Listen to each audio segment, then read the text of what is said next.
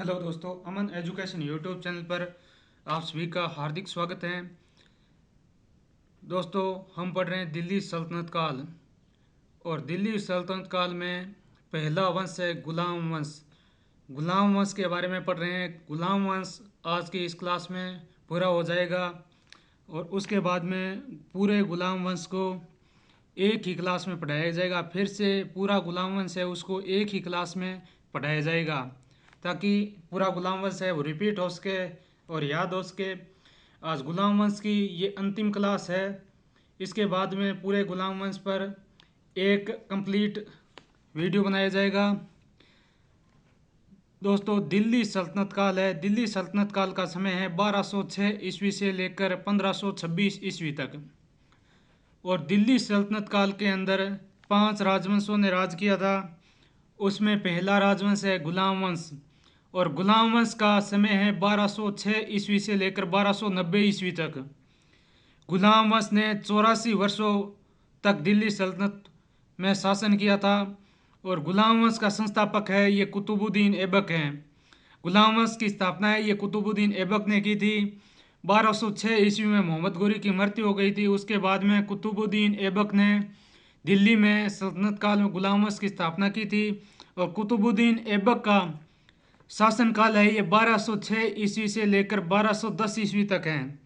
और 1210 ईस्वी में कुतुबुद्दीन ऐबक की पोलो खेलते समय घोड़े से गिरने से मृत्यु हो गई थी।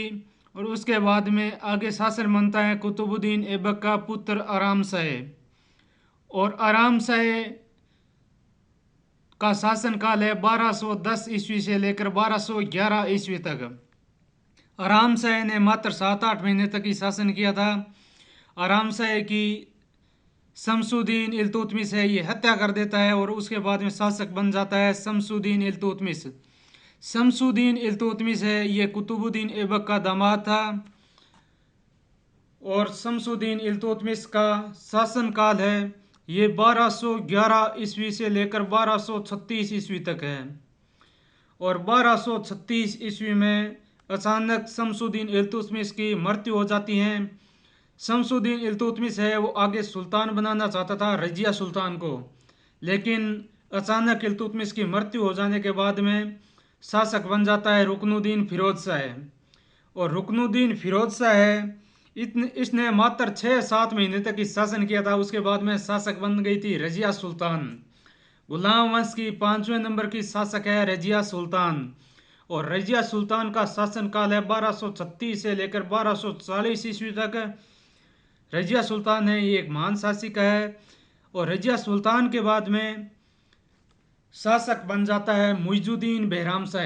रजिया सुल्तान को जब पंजाब का अल्तूनिया पकड़ कर ले जाता है, साथ में बंदी बना कर ले जाता है, पीछे से शासक बन जाता है मुइजुद्दीन behram शाह। मुइजुद्दीन behram शाह है ये रजिया सुल्तान का भाई था। और मुइजुद्दीन behram शाह का शासनकाल है 1240 ईस्वी से लेकर 1242 ईस्वी तक। और मुइजुद्दीन behram शाह के बाद में शासक बनता है अलाउद्दीन मसूद शाह। अलाउद्दीन मसूद शाह ये इल्तुतमिश का पोता था। और अलाउद्दीन मसूद शाह का शासनकाल है 1242 ईस्वी से लेकर 1246 ईस्वी तक। अलाउद्दीन मसूद शाह के बाद में शासक बन जाता है नासिरुद्दीन महमूद शाह। नासिरुद्दीन महमूद शाह है इसका शासनकाल है 1246 ईस्वी से लेकर 1266 ईस्वी तक। इससे पहले नासिरुद्दीन महमूद शाह ये एक इल्तुतमिश का पुत्र था, उसकी मृत्यु हो गई थी। और उसका सुल्तान गड्डी के नाम से मकबरे का निर्माण है वो दिल्ली में इल्तुतमिश ने करवाया था। ये नासिरुद्दीन महमूद शाह है ये इल्तुतमिश का पोता है। और इसका शासनकाल है 1246 ईस्वी से लेकर 1266 ईस्वी तक। इससे पहले हमने दिल्ली सल्तनत के अंदर 7 गुलाम राजवंश के शासकों के बारे में पढ़ लिया था।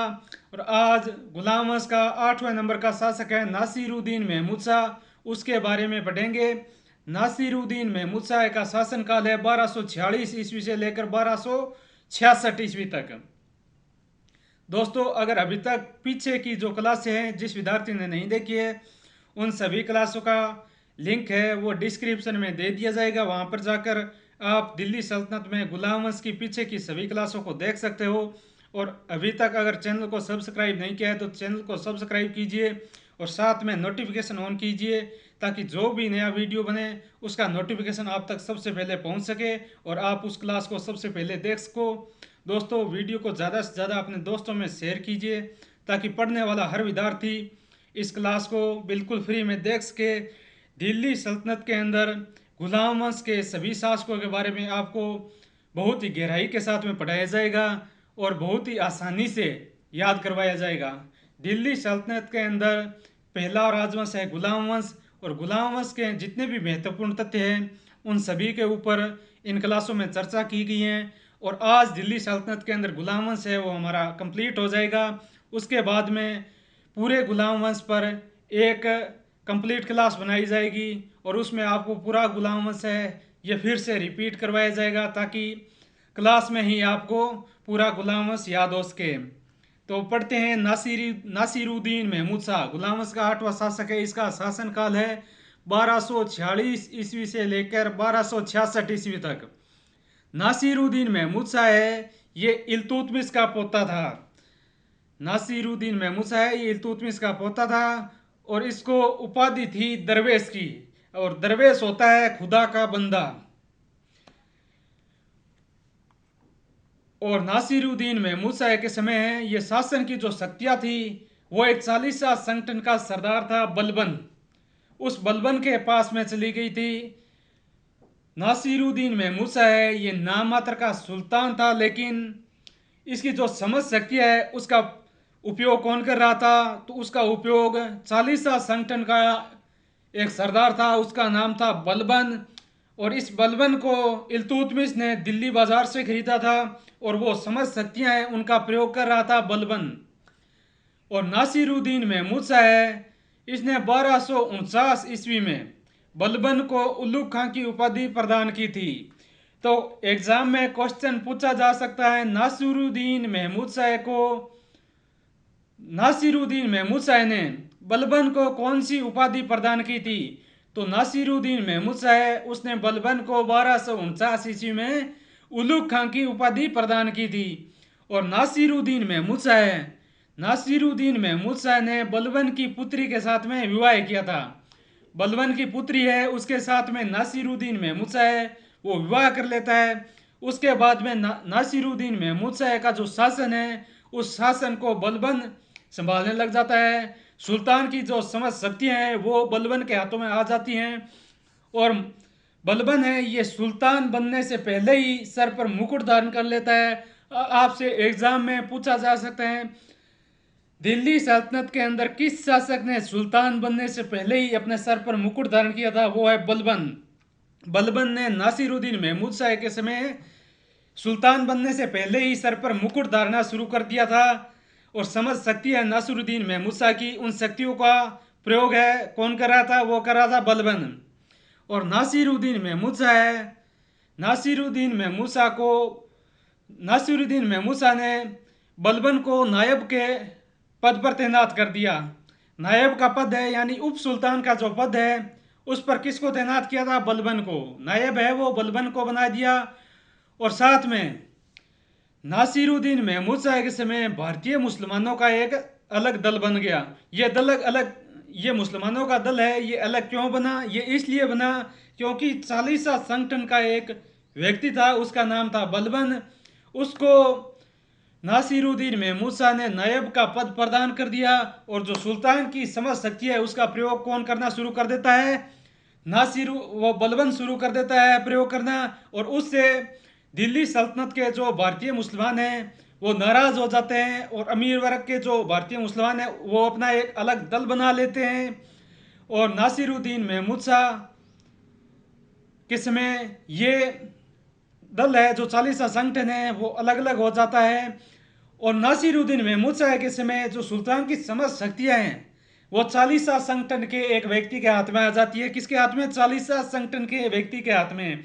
और 40 संगठन है ये इल्तुतमिश ने बनाया था। 40 सरदारों का एक संगठन बनाया था, 40 मुस्लिम तुर्क सरदारों का एक संगठन बनाया था। और वो संगठन है वो मजबूत हो जाता है नासिरुद्दीन महमूद शाह के समय, और उस संगठन का ये व्यक्ति है बलबन, वो सुल्तान की समस्त शक्तियों का प्रयोग करना शुरू कर देता है। और इनका नेता है वो इमादुद्दीन रिहान था। नेता कौन था? इमादुद्दीन रिहान। और 1266 ईस्वी में बलबन है ये गुप्त तरीके से नासिरुद्दीन महमूद शाह की क्या है, हत्या कर देता है। उस हत्या का किसी व्यक्ति को पता नहीं चला था। बलबन है ये नासिरुद्दीन महमूद शाह की गुप्त रूप से हत्या कर देता है, और उसका पता है वो किसी व्यक्ति को नहीं चलता है। और उसके बाद में शासक कौन बन जाता है? 1266 ईस्वी के अंदर नासिरुद्दीन महमूद शाह की हत्या करने के बाद में दिल्ली सल्तनत का 9वें नंबर का शासक बन जाता है कौन? गयासुद्दीन बलबन। इससे आगे हम कह सकते हैं भाई 1266 से लेकर 1290 तक जो दिल्ली सल्तनत की वंशानुगत सुल्तान थे, जो इल्तुतमिश के जो वंशानुगत सुल्तान हैं, वो यहाँ पर कंप्लीट हो जाता है। उसके बाद में बलबनी वंश शुरू हो जाता है इस गुलाम वंश के अंदर ही। और बलबनी वंश है ये 1266 से लेकर 1290 तक चलता है, और 1290 में गुलाम वंश का अंत हो जाता है, और उसके बाद में नया वंश आ जाता है। कौन सा? खिलजी वंश। तो हम पढ़ेंगे 9वें नंबर के गयासुद्दीन बलबन के बारे में। बलबन का शासनकाल है 1266 से लेकर 1286 ईस्वी तक। बलबन का शासनकाल है ये 1266 से लेकर 1286 ईस्वी तक है। और बलबन का बचपन का जो मूल नाम था, जो मूल नाम है वह था बाहुद्दीन। गयासुद्दीन बलबन को बचपन में बाहुद्दीन के नाम से जानते थे। और बलबन की उपाधियां है तो ये सुल्तान बनते ही गयासुद्दीन की उपाधि धारण कर लेता है। किसकी? गयासुद्दीन की। और एक है वो है उलुग खां की। उलुग खां की उपाधि है ये नासिरुद्दीन महमूद शाह ने बलबन को प्रदान की थी। एक है नियाबते खुदाई और एक है जिले इलाही, यानी ईश्वर का बंदा समझता था इसलिए उसने जिले इलाही की उपाधि धारण की थी। खुद को ईश्वर को समर्पित समझता था इसलिए इसने जिले इलाही की उपाधि धारण की थी। ये तो है गयासुद्दीन बलबन की उपाधियां। पहली है गयासुद्दीन, सुल्तान बनते ही इसने गयासुद्दीन की उपाधि धारण की थी। और नासिरुद्दीन महमूद शाह ने उलुग खां की उपाधि प्रदान की थी। किसको? बलबन को। एक है नियाबते खुदाई, एक है जिला इलाही, यानी खुद को ईश्वर का बंदा समझता था बलबन। एक इतिहासकार है बर्नी, एक इतिहासकार है बर्नी, वो बलबन को खुफिया कातिल कहता है। तो एग्जाम में क्वेश्चन पूछा जा सकता है, इतिहासकार बर्नी ने बलबन को कहा है तो बलबन को खुफिया कातिल कहा है। आपसे एग्जाम में क्वेश्चन ऐसे भी पूछा जा सकता है, बलबन को खुफिया कातिल किसने कहा है? तो वो है इतिहासकार बर्नी। बर्नी ने खुफिया कातिल क्यों कहा है? क्योंकि इसने खुफिया तरीके से नासिरुद्दीन महमूद शाह की हत्या कर दी थी, और उस हत्या के बारे में किसी को पता नहीं चला था। और उसके बाद में स्वतंत्र रूप से शासक कौन बन जाता है? बलबन। बलबन ने शासक बनने से पहले ही, सुल्तान बनने से पहले ही मुकुट धारण कर लिया था, लेकिन बाद में स्वतंत्र रूप से शासक बन जाता है। नासिरुद्दीन महमूद शाह की खुफिया तरीके से हत्या करने के बाद में शासक बन जाता है गयासुद्दीन बलबन। और बलबन है ये इल्तुतमिश का गुलाम था। किसका गुलाम था? इल्तुतमिश का। और इल्तुतमिश किसका गुलाम था? कुतुबुद्दीन ऐबक का। और कुतुबुद्दीन ऐबक किसका गुलाम था? वो था मोहम्मद गोरी का। और 1232 ईस्वी में इल्तुतमिश ने बलबन को दिल्ली बाजार से खरीदा था। बलबन है इसको इल्तुतमिश है ये दिल्ली बाजार से खरीदता है। और कब खरीदता है? ये 1232 ईस्वी में इल्तुतमिश है ये बलबन को दिल्ली बाजार से खरीदता है। और बाद में इल्तुतमिश है ये बलबन को एक पद देता है। किसका? खासतार का। खासतार होता है अंगरक्षकों का प्रधान। खासतार किसे कहते हैं? अंगरक्षकों का प्रधान। अंगरक्षकों का प्रधान बना देता है। किसको? बलबन को। इल्तुतमिश है ये बलबन को दिल्ली बाजार से 1232 ईस्वी में खरीद कर अपने दरबार में एक पद प्रदान करता है, और वो पद है खासतार का। और खासतार होता है अंगरक्षकों का प्रधान। यानी इल्तुतमिश है ये बलबन को खरीदने के बाद में अपने दरबार में खासतार अंगरक्षकों का प्रधान बना देता है। और साथ में जो इल्तुतमिश का 40वां संगठन है उस संगठन का प्रधान भी किसको बना देता है? बलबन को। बलबन ने सुल्तान बनते ही चालीसा संगठन का अंत कर दिया। चालीसा संगठन की शुरुआत है वो किसने की थी? तो चालीसा संगठन की शुरुआत है वो इल्तुतमिश ने की थी। जो 40 तुर्क सरदारों का संगठन है वो सर्वप्रथम किसने बनाया था? तो वो सर्वप्रथम है इल्तुतमिश ने बनाया था। और उस चालीसा संगठन का अंत है वो किस शासक ने किया है? तो चालीसा संगठन का अंत है वो बलबन है। वो सुल्तान बनते ही सबसे पहले जो इल्तुतमिश ने चालीसा संगठन यानी 40 सरदारों का एक संगठन बनाया था उसको कहते थे चगतान ए चिहलगानी के नाम से भी उस संगठन को जाना जाता था। उसका अंत कर देता है और बलबन है वो नया राजस्व सिद्धांत है वो लागू कर देता है। आगे पढ़ते हैं हम बलबन के राजस्व सिद्धांत के बारे में। तो आपसे एग्जाम में पूछा जा सकता है दिल्ली सल्तनत के अंदर गुलाम वंश में किस शासक ने राजस्व सिद्धांत का प्रयोग किया था? तो वो है बलबन। बलबन ने राजस्व सिद्धांत का प्रयोग किया था। और बलबन चालीसा संगठन का अंत करने के बाद में एक विभाग की स्थापना करता है और वो विभाग है दीवान ए उर्ज विभाग, यानी सैनिकों का एक विभाग बनाता है। और अपनी जो गुप्तचर प्रणाली है, जो सैनिक है गुप्त रूप से जो सूचनाएं बलबन तक पहुंचाते थे उसको और अधिक मजबूत कर लेता है। दीवान ए उर्ज विभाग यानी सैनिक विभाग की स्थापना करता है 40 संगठन का अंत करने के बाद में। और संगठन की स्थापना है उसका अंत होने के बाद में बलबन है ये दीवान ए उर्ज विभाग की स्थापना इसलिए करता है ताकि अपनी जो सैनिक है वो गुप्त रूप से जो सूचनाएं बलबन तक पहुंचाते थे उस सैनिक संगठन को और अधिक मजबूत कर सके, इसलिए दीवान ए उर्ज विभाग यानी सैनिक विभाग की स्थापना करता है। और बलबन है इसने दो प्रथाएं प्रारंभ की थी। कौन कौन सी? एक तो है सिजदा और एक है पेबोस। तो बलबन ने दो प्रथाएं प्रारंभ की थी, एक तो है सिजदा और एक है पेबोस। आपसे एग्जाम में क्वेश्चन पूछा जा सकता है सिजदा व पेबोस प्रथा किस शासक ने प्रारंभ की थी? तो सिजदा व पेबोस प्रथा है ये प्रारंभ की थी बलबन ने। सिजदा क्या होता है? सिजदा होता है जो मान लीजिए बलबन सुल्तान है, इसके अंतर्गत जो भी सरदार होते थे वो सरदार बलबन के दरबार में आने के बाद में घुटने टेक कर और सर झुकाकर सलाम करते थे, उसको कहते हैं सिजदा। और एक थी पेबोस प्रथा। और पेबोस प्रथा है ये है सुल्तान के पैरों के पास में बैठकर सुल्तान के पैरों को चूमकर अपने माथे के लगाना, यह थी पेबोस प्रथा। यानी बलबन के जो सरदार थे इसके अधीन जितने भी सरदार थे वो बलबन के पैरों के पास में नीचे बैठकर बलबन के पैरों को चूमते थे और उसके बाद में उनके पैरों को माथे के लगाते थे। तो ये तो है पेबोस प्रथा। और दरबार में आकर घुटने टेक कर सर झुकाकर जो सलाम करते थे उसको कहते हैं सिजदा। यानी बलबन ने ये दो प्रथाएं प्रारंभ की थी, एक तो है सिजदा और एक है पेबोस प्रथा। और बलबन ने एक त्योहार की भी शुरुआत की थी। किस त्योहार की? ईसाइयों का त्योहार है नवरोज। नवरोज त्योहार की शुरुआत है ये भी बलबन ने ही की थी।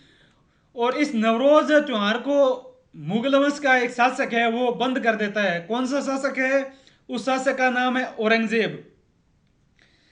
औरंगजेब ने नवरोज के त्योहार को बंद कर दिया था। और शुरू है वो किसने किया था? वो गुलाम वंश का एक शासक है बलबन, उसने उस नवरोज के त्योहार को शुरू किया था। और उस नवरोज के त्योहार पर मुगल वंश का एक शासक है औरंगजेब। और औरंगजेब है वो इस त्योहार को बंद कर देता है। और बलबन ने अपने साम्राज्य में शराब, संगीत और नृत्य पर पूर्ण रूप से प्रतिबंध लगा दिया था। तो आपसे पूछा जा सकता है एग्जाम में शराब, संगीत और नृत्य पर गुलाम वंश के किस शासक ने प्रतिबंध लगाया था? सर्वप्रथम किसने प्रतिबंध लगाया था? तो वो है बलबन। बलबन है इसने अपने साम्राज्य के अंदर शराब है, संगीत है और नृत्य है, इन तीन चीजों पर पूर्ण रूप से प्रतिबंध लगा दिया था। यह तो था बलबन का राजस्व सिद्धांत।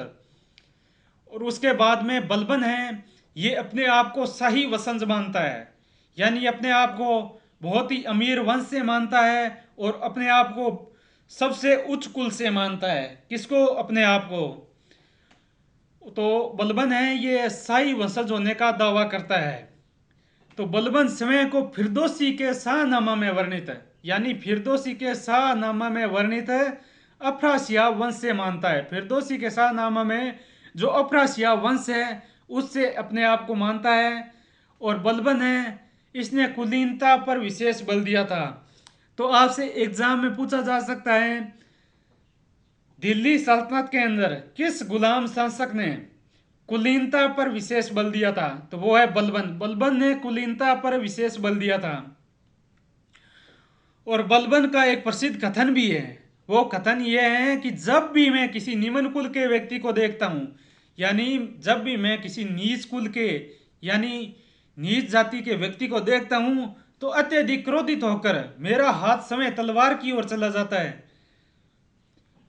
तो बलबन है ये कहता है कि जब मैं नीच कुल यानी निम्न कुल के या निम्न जाति के व्यक्ति को देखता हूं तो मैं बहुत ही क्रोधित हो जाता हूं और तुरंत मेरा हाथ है वो तलवार की ओर चला जाता है और ये सोचता है कि उस व्यक्ति की हत्या कर दूं। ये निम्न कुल के व्यक्ति को देखना भी पसंद नहीं करता था, उसका खून खोल जाता था।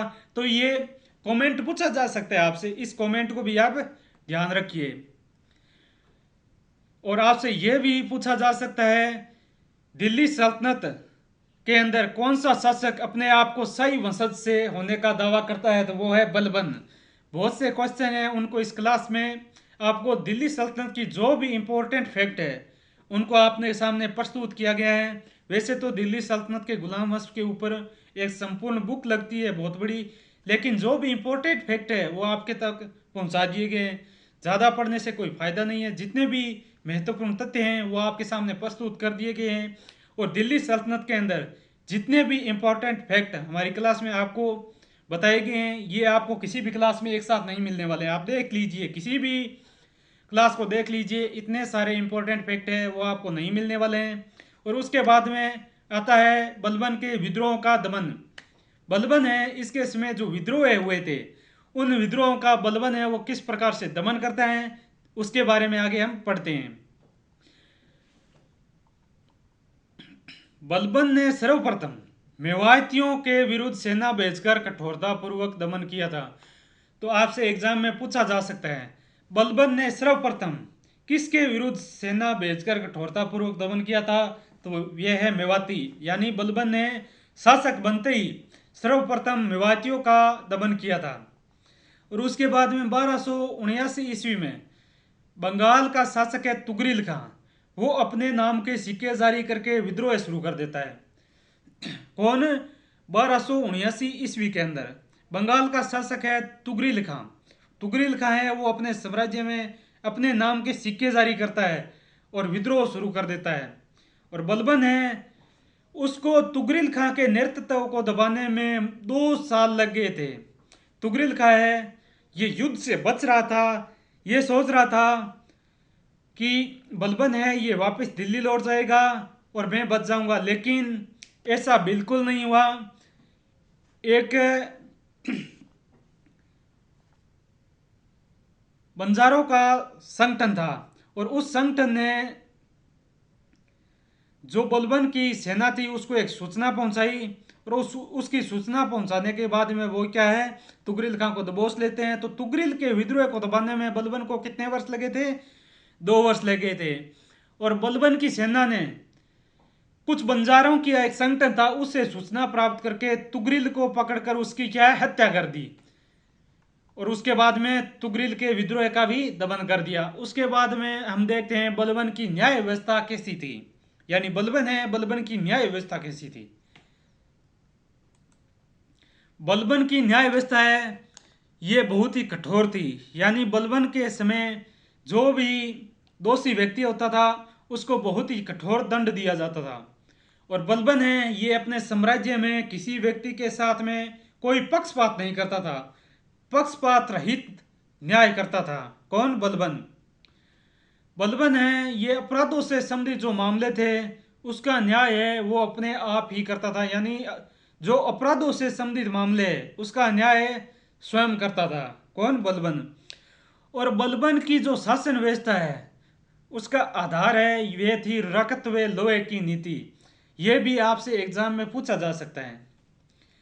यानी बलबन की शासन व्यवस्था का आधार कौन सी नीति है, तो वो है रखतवे लोहे की नीति। और 1286 ईस्वी में बलबन की क्या है, मृत्यु हो गई। 1286 ईस्वी में बलबन की मृत्यु हो जाती है और उसके बाद में शासक बनता है बलबन का पोता। कौन है, केकुबाद। केकुबाद है ये बलबन के बड़े पुत्र का पुत्र है और इसका शासनकाल है 1286 से लेकर 90 तक है। यानी बलबन की मृत्यु के बाद में 3-4 साल बाद में ही दिल्ली सल्तनत के गुलाम वंश का अंत हो गया था। केकुबाद है इसका शासनकाल है 1286 से लेकर 1290 ईस्वी तक। केकुबाद है ये दिल्ली सल्तनत के अंदर गुलाम वंश का 10वां शासक है। और केकुबाद है ये बुगरा खां का पुत्र था। बुगरा खां कौन है, तो बुगरा खां है ये बलबन का बड़ा पुत्र था। छोटा पुत्र मोहम्मद था। उसकी जो मेवातियों के विरुद्ध जो विद्रोह का दमन करते समय उसकी मृत्यु हो जाती है। और उसके बाद में उसका बड़ा पुत्र है बुगरा खां, वो शासक बनना नहीं चाहता था और वो उसके बाद में शासक बनता है बुगरा खां। बुगरा खां का बेटा बनता है केकुबाद। केकुबाद है ये बुगरा खां का तो बेटा था और बलबन का पोता था। गयासुद्दीन बलबन का है ये पोता है केकुबाद। और केकुबाद है इसने एक सेनापति था जलालुद्दीन खिलजी, और जलालुद्दीन खिलजी को शाइस्ता खां की उपाधि प्रदान की थी। तो आपसे एग्जाम में पूछा जा सकता है जलालुद्दीन खिलजी को शाइस्ता खां की उपाधि किसने प्रदान की थी, वो की थी केकुबाद ने। और जलालुद्दीन खिलजी को केकुबाद है उसने सेनापति बनाया था। यानी अपना सेनापति किसे बनाया था, जलालुद्दीन खिलजी को। यानी खिलजी वंश है वो गुलाम वंश में प्रवेश कर जाता है और सेना का मुखिया है वो जलालुद्दीन खिलजी बन जाता है। और बाद में जलालुद्दीन खिलजी है यही खिलजी वंश की शुरुआत कर देगा। तो देखते हैं 1290 ईस्वी में केकुबाद को लकवा हो गया था और लकवा होने के बाद में केकुबाद की क्या है, मृत्यु हो गई थी। केकुबाद है इसको भी एक योग्य शासक माना जाता है क्योंकि ये अपने आप को प्रेम प्रसंग में डुबोए हुए रखता था, इसलिए इसका शासन की तरफ बिल्कुल भी ध्यान नहीं था।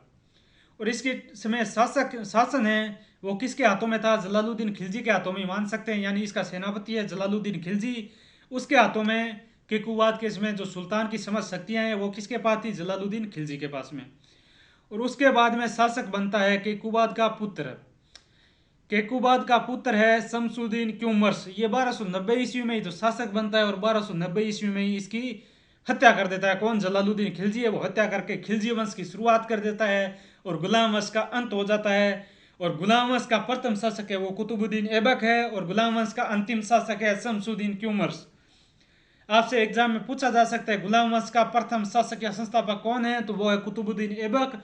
और गुलाम वंश का अंतिम शासक कौन है, तो वो है शमसुद्दीन क्यूमर्स। कुछ किताबों में आपको दिया हुआ है गुलाम वंश का अंतिम शासक केकुबाद, यानी केकुबाद नहीं है। केकुबाद के बाद 1290 ईस्वी में केकुबाद का पुत्र शासक बन जाता है। केकुबाद की तो लकवा होने से 1290 ईस्वी में मृत्यु हो जाती है और उसके बाद में उसका पुत्र शासक बन जाता है। कौन, शमसुद्दीन क्यूमर्स। यानी गुलाम वंश का अंतिम शासक कौन है, 11वें नंबर का अंतिम शासक है शमसुद्दीन क्यूमर्स। कुछ बुकों में आपको 10 ही शासक दिए हुए हैं, उसमें अंतिम शासक है केकुबाद, लेकिन केकुबाद नहीं है, गुलाम वंश का अंतिम शासक है ये शमसुद्दीन क्यूमर्स है। और शमसुद्दीन क्यूमर्स है ये 1290 ईस्वी में ही शासक बनता है। यानी 1290 ईस्वी में सुल्तान बनता है और 1290 ईस्वी में ही इसका एक सेनापति है जलालुद्दीन खिलजी, वो इसकी हत्या कर देता है और उसके बाद में खिलजी वंश की शुरुआत हो जाती है। शमसुद्दीन क्यूमर्स है ये केकुबाद का पुत्र था। शमसुद्दीन क्यूमर्स है ये केकुबाद का पुत्र था और शमसुद्दीन क्यूमर्स है ये गुलाम वंश का अंतिम शासक है। और जलालुद्दीन खिलजी है इसके समय सेनापति, वो शमसुद्दीन क्यूमर्स की 1290 ईस्वी में हत्या कर देते हैं और उसके बाद में गुलाम वंश का अंत हो जाता है और आगे एक नया वंश है, यानी दिल्ली सल्तनत का दूसरा राजवंश शुरू हो जाता है। और दूसरा राजवंश कौन सा है, तो दूसरा राजवंश है खिलजी वंश। खिलजी वंश है ये काफी समय तक नहीं टिक पाया था, मात्र 30 वर्ष तक ही टिक पाया था। दिल्ली सल्तनत के अंदर खिलजी वंश है ये मात्र 30 वर्ष तक शासन करते किया था। और खिलजी वंश को हम नेक्स्ट क्लास के अंदर पढ़ेंगे। और आज गुलाम वंश है वो हमारा कंप्लीट हो गया है।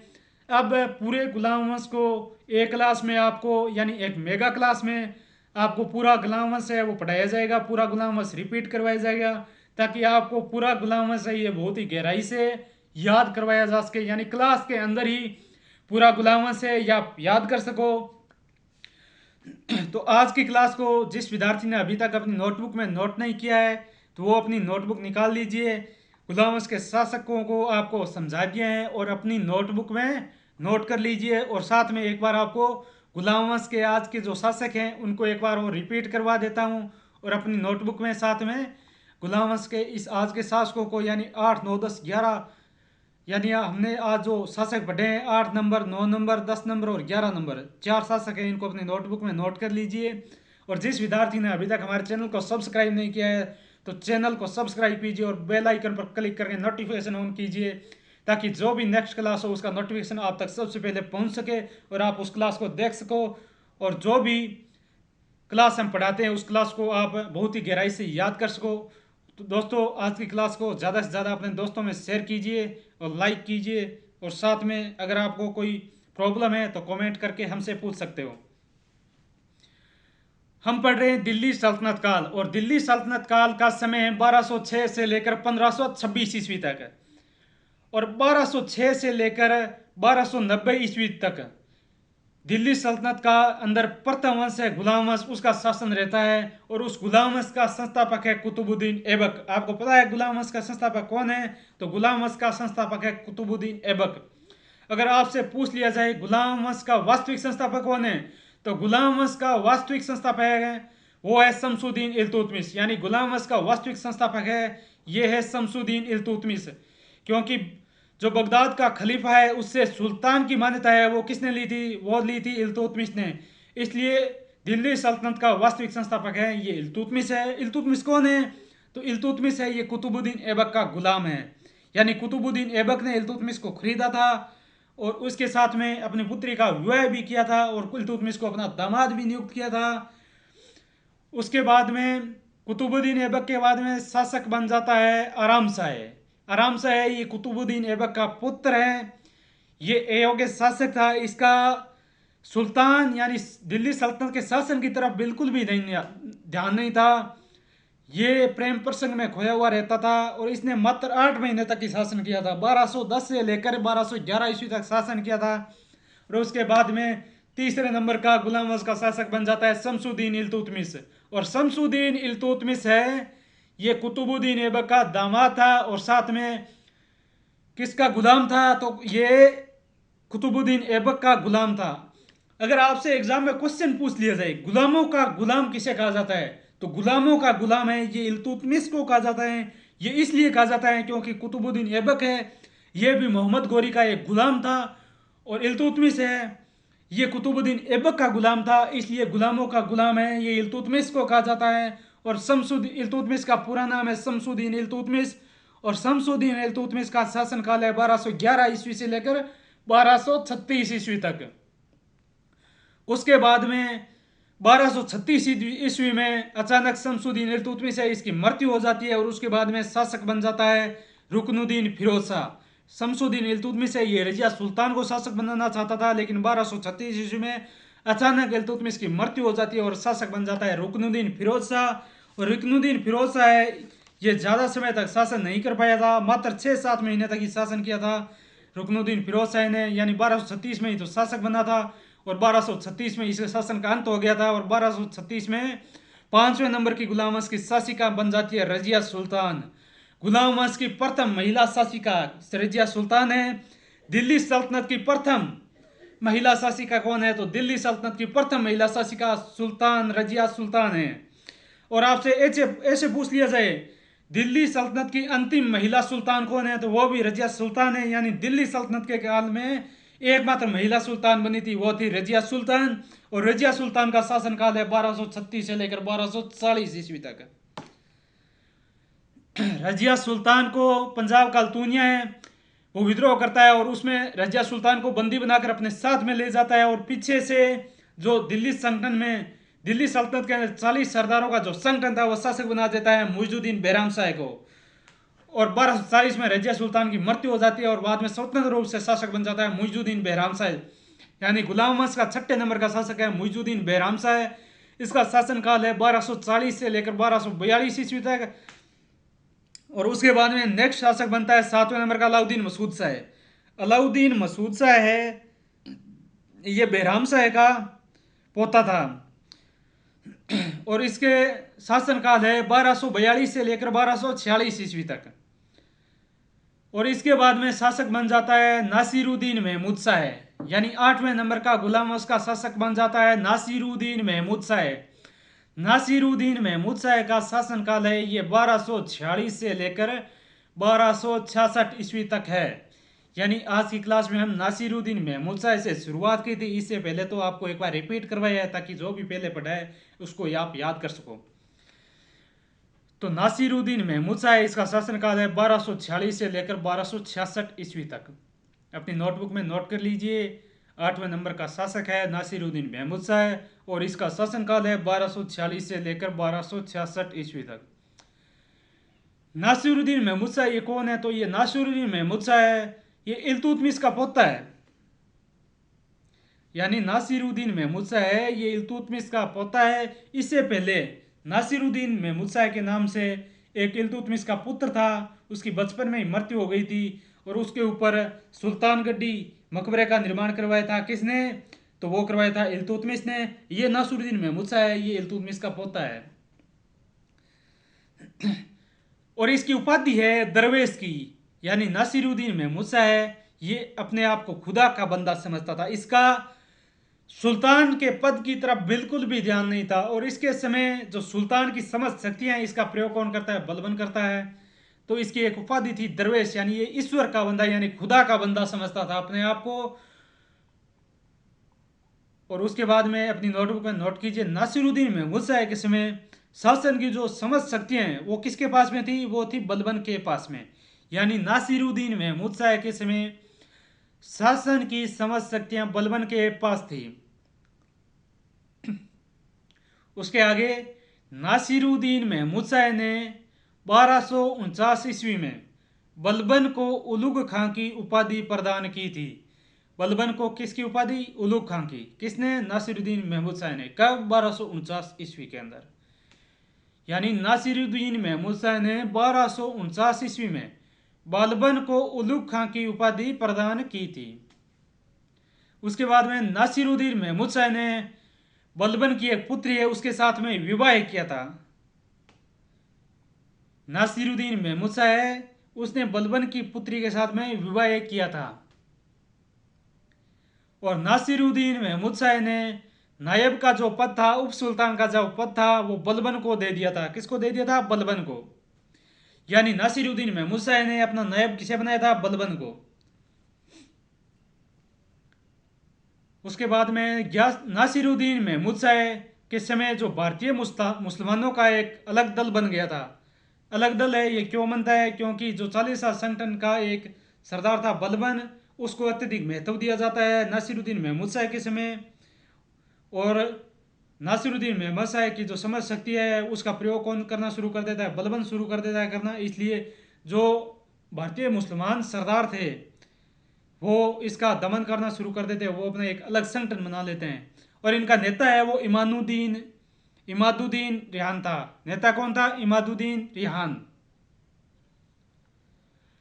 1266 ईस्वी में गुप्त तरीके से बलबन ने नासिरुद्दीन महमूद शाह की हत्या कर दी। 1266 ईस्वी में गुप्त तरीके से बलबन ने नासिरुद्दीन महमूद शाह की क्या है? हत्या कर दी। और 1266 ईस्वी में 9वें नंबर का गुलाम उसका शासक कौन बन जाता है? बलबन। आगे 9वें नंबर का शासक है वो है गयासुद्दीन बलबन और उसका शासनकाल है 1266 से लेकर 1286 ईस्वी तक। तो इसका लिखिए मूल नाम है वो बाहुद्दीन था। गयासुद्दीन बलबन का मूल नाम है ये बाहुद्दीन था। और इसकी उपाधियां लिखिए, यानी गयासुद्दीन बलबन की जो उपाधियां हैं वो लिखिए। बलबन ने सुल्तान बनते ही किसकी उपाधि धारण की थी? गयासुद्दीन की उपाधि। और नासिरुद्दीन महमूद शाह उसने उलुग खां की उपाधि प्रदान की थी। किसको? बलबन को। एक उपाधि है नियाबते खुदाई और एक है जिले इलाई, यानी ये ईश्वर का बंदा समझता था, अपने आप को ईश्वर का बंदा समझता था, यानी खुदा का बंदा। उसके बाद में आगे लिखिए, एक इतिहासकार है बर्नी, यानी इतिहासकार बर्नी ने बलबन को खुफिया कातिल कहा है। इंपॉर्टेंट लाइनें हैं, ये आपको अपनी नोटबुक में नोट कीजिए, एग्जाम में देखने को मिल सकती है।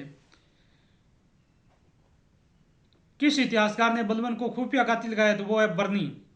खुफिया कातिल क्यों कहा है वो आपको पता ही है, क्योंकि खुफिया तरीके से इसने नासिरुद्दीन महमूद शाह की हत्या कर दी थी, और उस हत्या के बारे में किसी को कानो कान खबर नहीं हुई थी, किसी को पता नहीं चला था। वही बलबन है, उसने नासिरुद्दीन महमूद शाह की हत्या की है, उसका किसी को पता नहीं चला था, और उसके बाद में स्वतंत्र रूप से शासक बन जाता है 1266 में गयासुद्दीन बलबन। और गयासुद्दीन बलबन है, आप हेडिंग लगा कर लिखिए, सुल्तान बनने से पहले ही मुकुट धारण किस शासक ने किया था? तो वो है बलबन। बलबन ने सुल्तान बनने से पहले ही नासिरुद्दीन महमूद शाह के समय मुकुट धारण कर लिया था, यानी सुल्तान का मुकुट धारण सुल्तान बनने से पहले ही धारण कर लिया था। कब? किसने? तो बलबन ने। किसके समय? तो वो है नासिरुद्दीन महमूद शाह के समय। बलबन है, ये इल्तुतमिश का गुलाम था। बलबन कौन है? तो ये बलबन है, ये इल्तुतमिश का गुलाम था।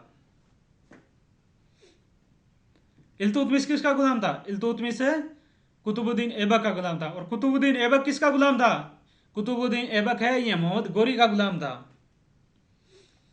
1232 ईस्वी में इल्तुतमिश ने बलबन को दिल्ली बाजार से खरीदा था। बलबन है, इसको 1232 ईस्वी में इल्तुतमिश ने दिल्ली बाजार से खरीदा था। और इल्तुतमिश ने बलबन को दिल्ली बाजार से खरीदने के बाद अपने दरबार में एक पद प्रदान किया था। वो पद है खासतार। खासतार किसे कहते हैं? यानी जो बॉडीगार्ड होते हैं उसका मुखिया बना दिया था, यानी अंगरक्षकों का प्रधान बना दिया था। किसको? बलबन को। जो इल्तुतमिश के बॉडीगार्ड थे, यानी अंगरक्षक थे जो रक्षा करने वाले, उसका प्रधान किसको बना दिया? बलबन को। इल्तुतमिश ने बलबन को 40 संगठन का भी प्रधान बना दिया, यानी इल्तुतमिश ने 40 तुर्क सरदारों का जो एक संगठन बनाया था अपने साम्राज्य को मजबूत करने के लिए, उसका प्रधान भी किसको बना दिया? बलबन को बना दिया था। उसके बाद में बलबन ने सुल्तान बनते ही 40 संगठन का अंत कर दिया, यानी 40 संगठन का की शुरुआत कौन करता है? वो करता है इल्तुतमिश। और अंत कौन करता है? 40 संगठन का अंत है, ये अंत करता है बलबन, यानी इल्तुतमिश का गुलाम है बलबन। वो 40 संगठन का अंत कर देता है और बाद में अपना नया राजस्व सिद्धांत शुरू कर देता है। उसके बाद में हेडिंग लगाइए, बलबन का राजस्व सिद्धांत। बलबन का राजस्व सिद्धांत में लिखिए आप, बलबन ने 40 तुर्क संगठनों के जो सरदारों का जो संगठन था उसका अंत करने के बाद में एक नए विभाग की स्थापना की थी, यानी बलबन ने दीवान ए उर्ज विभाग, दीवान ए उर्ज यानी सैनिकों का एक अलग से विभाग बनाया था, उसकी स्थापना की। बलबन ने दीवान ए उर्ज विभाग यानी सैनिक विभाग की स्थापना की और गुप्तचर प्रणाली को मजबूत किया। उसके बाद में लिखिए, बलबन ने सिजदा व पेबोस प्रथा प्रारंभ की थी। इंपॉर्टेंट लाइनें आप इनको याद कीजिए, यहां से आपको 100% एग्जाम में क्वेश्चन देखने को मिल सकते हैं।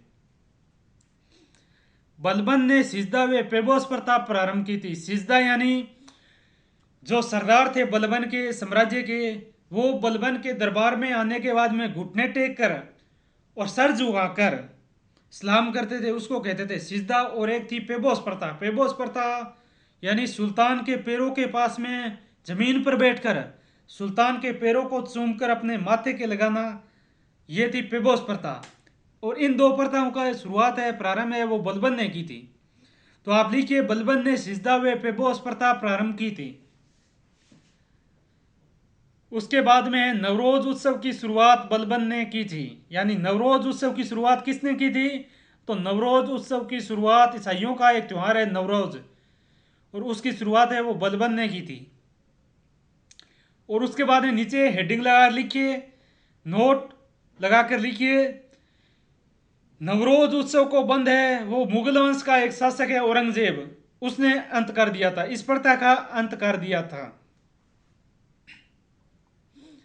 उसके बाद में लिखिए, बलबन ने अपने साम्राज्य में शराब, संगीत और नृत्य पर संपूर्ण यानी पूर्ण प्रतिबंध लगा दिया था। संपूर्ण रूप से प्रतिबंध लगा दिया था। बलबन ने अपने साम्राज्य में शराब, संगीत और नृत्य पर संपूर्ण रूप से प्रतिबंध लगा दिया था। उसके बाद में बलबन है ये शाही वंशज होने का दावा करता है, तो इसलिए आप हेडिंग लगाइए बलबन शाही वंशज होने का दावा। बलबन है ये समय को फिरदौसी के शाहनामा में वर्णित। बलबन है ये स्वयं को फिरदौसी के शाहनामा में वर्णित अफरासिया वंश से मानता है। यानी बलबन है ये अपने आप को किस वंश से मानता है? अफरासियाब वंश से मानता है। और बलबन ने कुलीनता पर विशेष बल दिया था। दिल्ली सल्तनत के गुलाम वंश के किस शासक ने कुलीनता पर विशेष बल दिया था?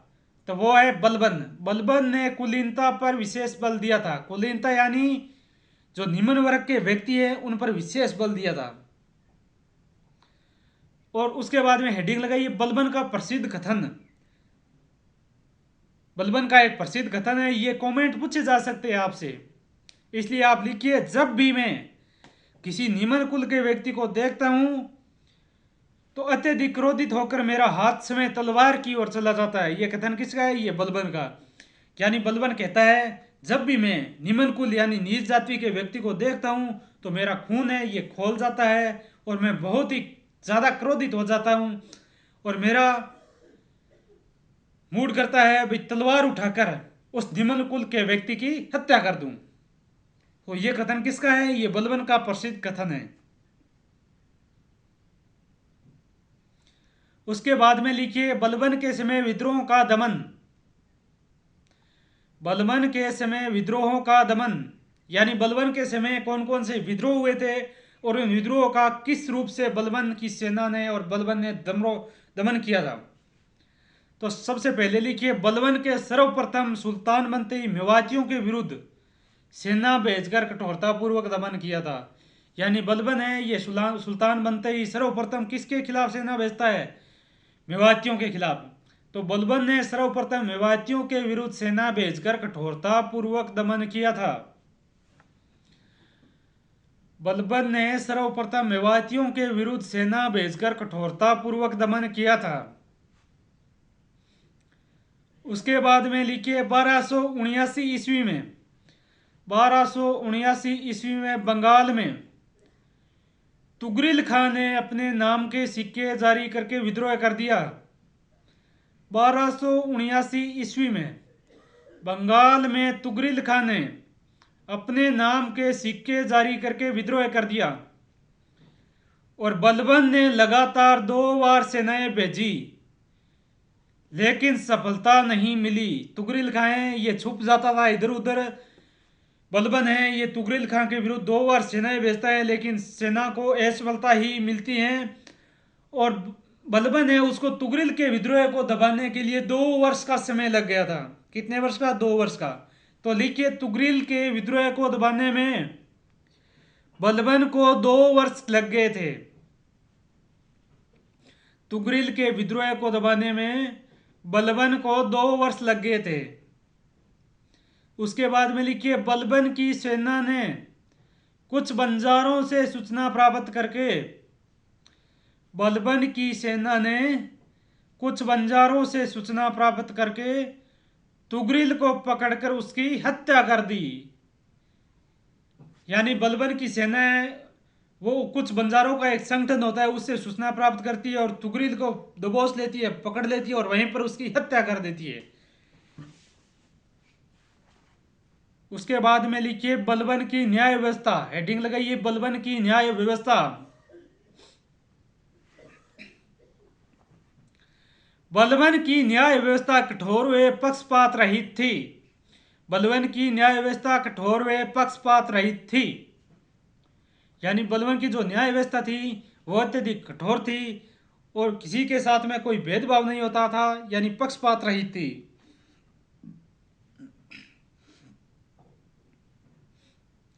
बलबन अपराधों से संबंधित मामलों का न्याय स्वयं करता था।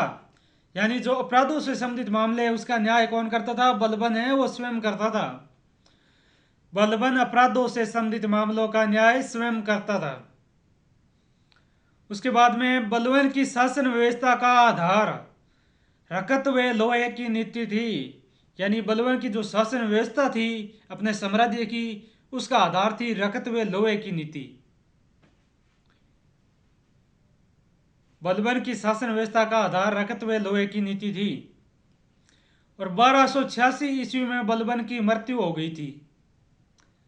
बलबन की मृत्यु है ये 1286 ईस्वी में हो गई थी, यानी 1286 ईस्वी में बलबन की मृत्यु हो गई थी। उसके बाद में नेक्स्ट लिखिए 10वें नंबर का सुल्तान केकूबाद। केकूबाद का शासन काल है 1286 से लेकर 1290 ईस्वी तक।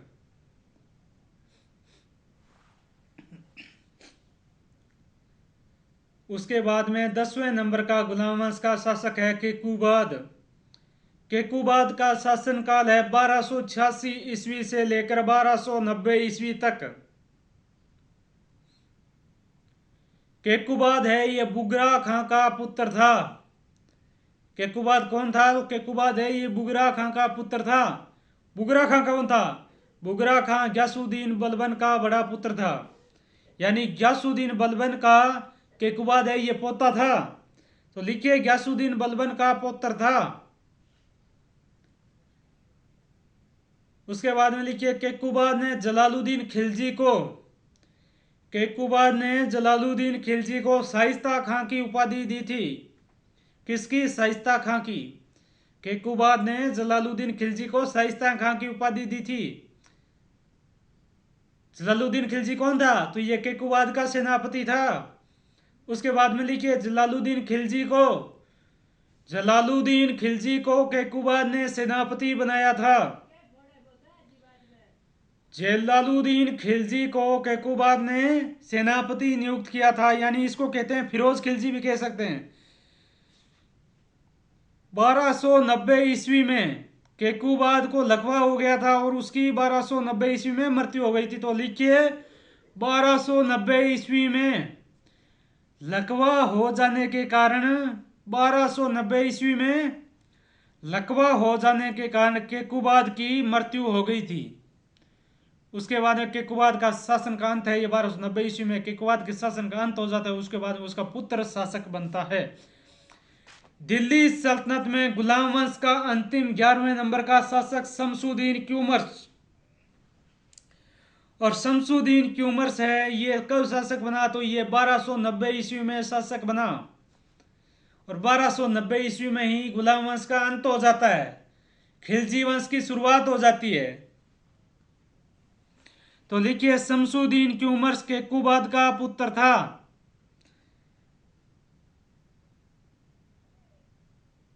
शमसुद्दीन क्यूमर्स केकूबाद का पुत्र था।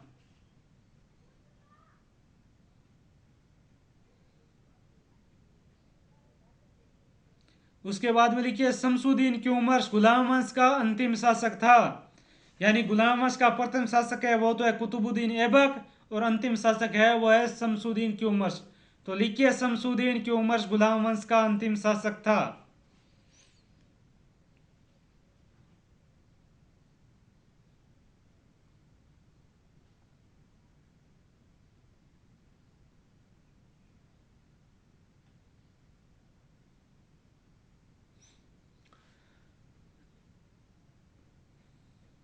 उसके बाद में लिखिए सेनापति जलालुद्दीन खिलजी ने शमसुद्दीन क्यूमर्स की 1290 ईस्वी में हत्या कर दी थी। यानी सेनापति कौन है शमसुद्दीन क्यूमर्स का? शमसुद्दीन क्यूमर्स का भी सेनापति जलालुद्दीन खिलजी है। और इससे पहले केकूबाद का सेनापति भी कौन था? जलालुद्दीन खिलजी, यानी फिरोज खिलजी। सेनापति जलालुद्दीन खिलजी है ये 1290 ईस्वी में शमसुद्दीन क्यूमर्स की हत्या कर देता है। उसके बाद में दिल्ली सल्तनत के अंदर गुलाम वंश का अंत हो जाता है और एक नए वंश की शुरुआत हो जाती है। यानी दिल्ली सल्तनत में 5 राजवंशों में राज किया था और उसमें प्रथम राजवंश है गुलाम वंश। और गुलाम वंश को हमने पढ़ लिया है 1206 से लेकर 1290 ईस्वी तक गुलाम वंश का शासन रहा था और 84 वर्षों तक गुलाम वंश ने शासन किया था। और उसके बाद में दूसरे नंबर का वंश है खिलजी वंश। और खिलजी वंश ने मात्र 30 वर्षों तक ही शासन किया था, 1290 से लेकर 1320 ईस्वी तक। आगे की नेक्स्ट क्लास में हम पढ़ेंगे खिलजी वंश। गुलाम वंश को हमने कंप्लीट कर दिया है। इसके बाद में आपको एक मेगा क्लास यानी गुलाम वंश की एक कंप्लीट यानी संपूर्ण क्लास देखने को मिलेगी। उसके अंदर आपको पूरा गुलाम वंश एक ही क्लास के अंदर करवाया जाएगा। पूरा गुलाम वंश है वो एक ही क्लास में आपको रिपीट करवाया जाएगा और याद करवाया जाएगा। और अगर अभी तक हमारे चैनल को सब्सक्राइब नहीं किया है तो चैनल को सब्सक्राइब कीजिए, और वीडियो का लिंक है ये अपने दोस्तों में ज़्यादा से ज़्यादा शेयर कीजिए और वीडियो को लाइक कीजिए, और साथ में बेल आइकन पर क्लिक करके नोटिफिकेशन ऑन कर लीजिए ताकि जो भी नेक्स्ट क्लास हो उसका नोटिफिकेशन सबसे पहले आप तक पहुंच सके। तो आज की क्लास में इतना ही। जय हिंद, जय भारत।